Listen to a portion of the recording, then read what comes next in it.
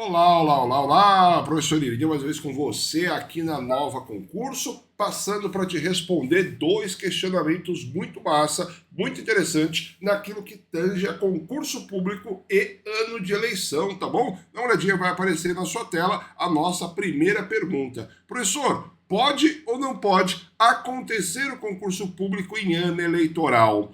E a nossa segunda pergunta é, professor, pode ou não pode acontecer a nomeação dos aprovados no concurso público em ano eleitoral, ano de eleições. Então vamos lá, essa questão ela é muito intrigante para aqueles que estudam para concurso público, que vêm se preparando aí para os nossos diversos processos que estão acontecendo no Brasil. E para você entender essa questão, se faz necessário analisar a Lei 9504 de 1997. Esta lei, ela traz aquilo que nós chamamos de normas gerais para as eleições, tá bom? Na verdade, especificamente, nós vamos olhar o artigo 73 e especificamente, ainda mais específico, é o inciso 5º, tá bom? O inciso 5 é o que trata aí desta questão para nós. Vamos lá, vai aparecer na sua tela o nosso artigo 63, ele fala o seguinte: são proibidos aos agentes públicos, servidores ou não, as seguintes condutas,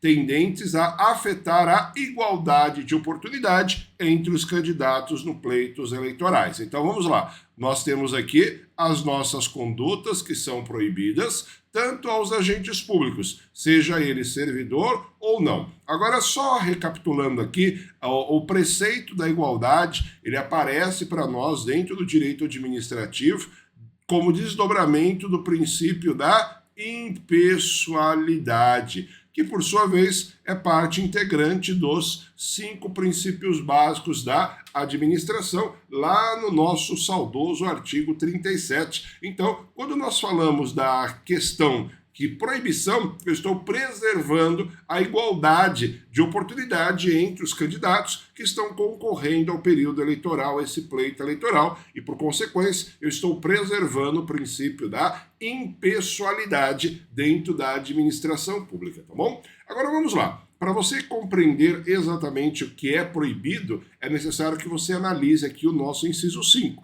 Ele vai dar a resposta do que pode e o que não pode ser feito. Vamos lá. Inciso 5 vai aparecer na sua tela o que é proibido: nomear, contratar, de qualquer forma, demitir sem justa causa, suprimir ou readaptar vantagens ou outros meios, dificultar ou impedir o exercício funcional e, ainda, ex officio, remover, transferir ou exonerar serviço público na circunscrição do pleito, nos 3 meses que antecedem e até a posse dos eleitos, sob pena de nulidade de pleno direito, ressalvados. Então vamos lá, para você compreender aqui essa questão, é importante você lembrar aqui desse período em que o nosso legislador trouxe para nós. Então, no período que antecede 3 meses ao período eleitoral. Essa daqui é a questão mais importante para você entender. Então, não pode ter nenhuma modificação na estrutura estatal, naquilo que tange aos nossos agentes públicos, no período que antecede 3 meses às eleições. Então, vamos lá, dá uma olhadinha, período que antecede a 3 meses às eleições até o momento da posse, tá bom? Vamos lá, as eleições no Brasil em primeiro turno, isso sim, só o primeiro turno o professor está considerando, tá bom? Elas vão ser realizadas no dia 2 de outubro de 2002. Levando em consideração esse período de 3 meses, quando que eu não posso ter nenhuma modificação nessa estrutura? Até 2 de julho de 2002. Então, nesse período, de 2 de julho de 2002 até o momento da posse dos eleitos, eu passo aí a ter essa garantia de que não vai ter nenhuma modificação. E com isso, por consequência, eu vou preservar os preceitos da igualdade em relação aos nossos servidores. Professor, peraí, a posse dos nossos chefes do Executivo Federal e Estadual é 1º de janeiro, não é isso? Não, não é mais, tá bom? A posse dos nossos servidores, presidente da República e governador, elas sofreram uma alteração por força da emenda constitucional 111, sendo que o presidente ele vai tomar posse no dia 5 de janeiro do ano seguinte às suas eleições, tá bom? E o governador dos estados no dia 6 de janeiro do ano seguinte à sua eleição, tá bom? Então essa questão, ela passa aqui a ser protegida em decorrência das nossas modificações na Constituição Federal por força da Emenda Constitucional 111. Então, não pode ter absolutamente nenhuma nomeação. Mas você que estuda o direito constitucional, o direito eleitoral, você sabe que toda regra possui pelo menos uma exceção. No nosso caso, nós temos várias. Vamos lá, acompanhe aqui, ó. Então, se você olhar o artigo 37, a última expressão dele é ressalvados, tá bom? Então, o professor só vai voltar o slide só para você se atentar a isso aqui, ó. Olha onde estão as ressalvas. Então, a partir daqui, eu tenho as nossas exceções. Automaticamente, essa daqui é a regra, tá bom? Então, exceção e regra. Vamos lá. Qual que são as nossas respectivas exceções? Vamos lá. A nomeação ou exoneração de cargo em comissão e a designação ou dispensa da função de confiança. Nesse caso, nós estamos falando daquilo que o direito administrativo chama de cargos demissivos ad nutum, que são cargos de livre nomeação e cargos de livre exoneração. Ou seja, preenchidos os requisitos legais, eu posso nomear o cargo de confiança e posso nomear o cargo em comissão. Mas, professor, são iguais? Não, não são. Vamos lá. Cargo em confiança só pode ser ocupado por servidores de carreira, que vão exercer uma função de chefia, de direção, assessoramento. Cargos em comissão pode ser ocupado por qualquer pessoa, seja ele servidor ou não, independentemente aí de ter qualquer outro tipo de vínculo com a administração pública, tá bom? Vamos lá, segunda situação que é a exceção. Não, peraí, professor,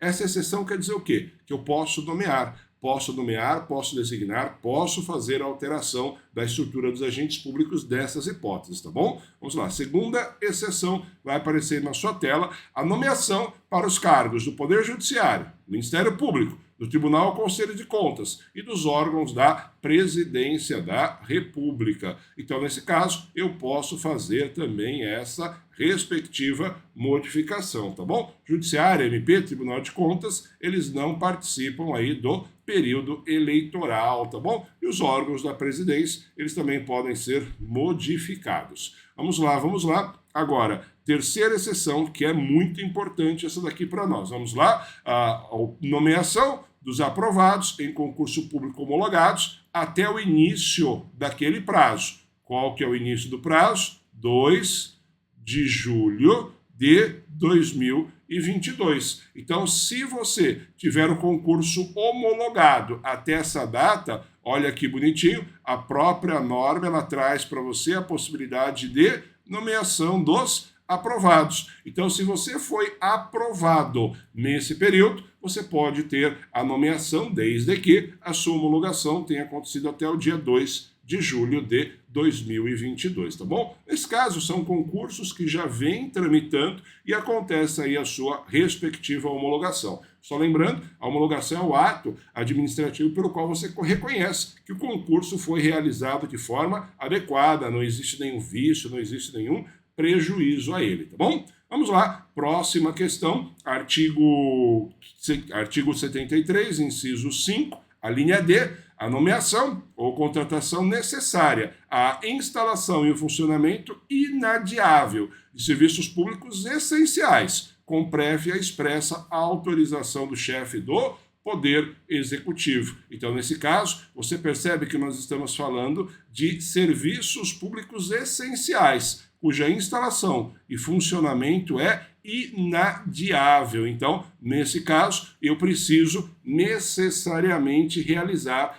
esta nomeação ou esta contratação. Então, não tem problema, posso realizar em período eleitoral, tá bom? E a nossa última situação de exceção é a linha E.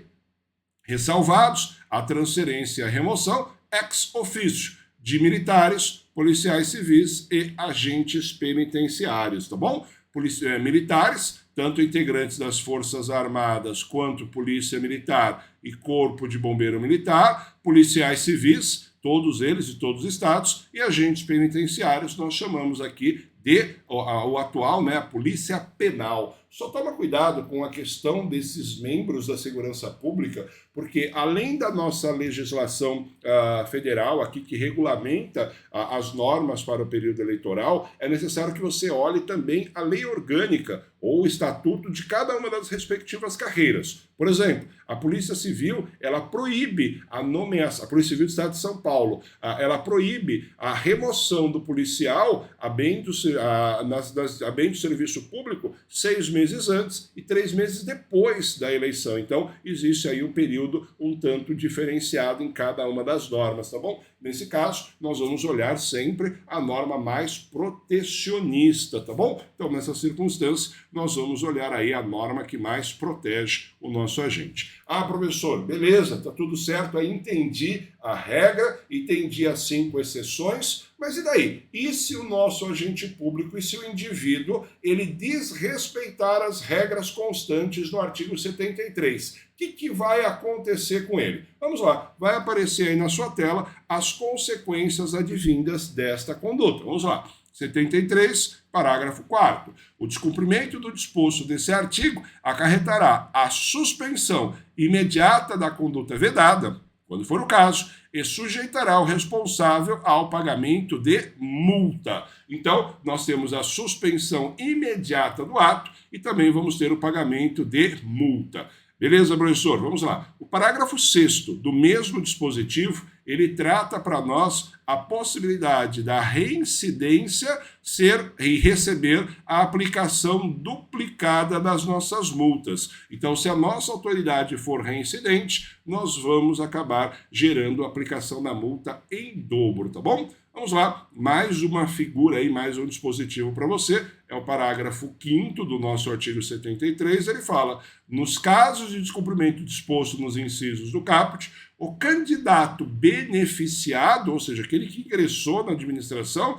agente público ou não, ficará sujeito à cassação do registro e ou do diploma. Então, o candidato que teve o benefício, aí, o candidato às eleições, ele vai ter aí esse benefício de ter a sua cassação ou ter também aí a cassação do registro ou a cassação do seu respectivo diploma, tá bom?